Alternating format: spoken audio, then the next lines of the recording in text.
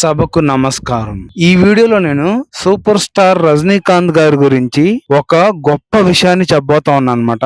అది తెలిస్తే మాత్రం మనం ఖచ్చితంగా ఆయనకి చేతులెత్తి దండం పెట్టాలని చెప్పి అనిపిస్తా ఉంది. నిజంగా విషయం ఏంటంటే, ఈ మధ్య ఆయన హైదరాబాద్ లో ఉన్న రామోజీ ఫిలిం సిటీ లో షూటింగ్ కి వచ్చారంట. అయితే ఆయనకి మన పవర్ స్టార్ పవన్ కళ్యాణ్ గారు ఆరోగ్యం బాగోలేక ఆసుపత్రిలో చేరారని చెప్పి తెలిసిందంట.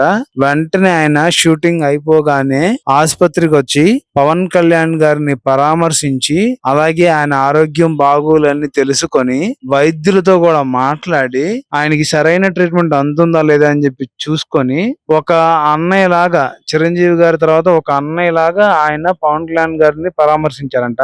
అదంతా చూసిన పవన్ కళ్యాణ్ గారికి ఈయనకి నేనంటే ఎంత అభిమానం, ముఖ్యంగా ఆయనది ఎంత మంచి మనసు, అసలు తెలియగానే వచ్చి ఇలా నన్ను పరామర్శించారు, నాకు ధైర్యాన్ని ఇచ్చారని చెప్పి పవన్ కళ్యాణ్ గారు కూడా చాలా ఆనందానికి గురయ్యారంట. నిజంగా అసలు మన రజనీకాంత్ గారు చేసిన ఈ పని మాత్రం నిజంగా నాకు చాలా ఆనందాన్ని ఇచ్చింది. ఎందుకంటే ఈ రోజుల్లో సొంత మనుషులే సరిగ్గా పట్టించుకోవట్లేదు.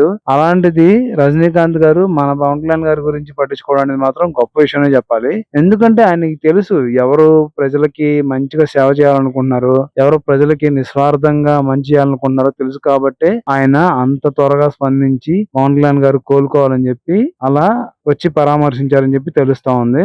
నిజంగా రజనీకాంత్ గారు హ్యాట్స్ ఆఫ్ టు యూ.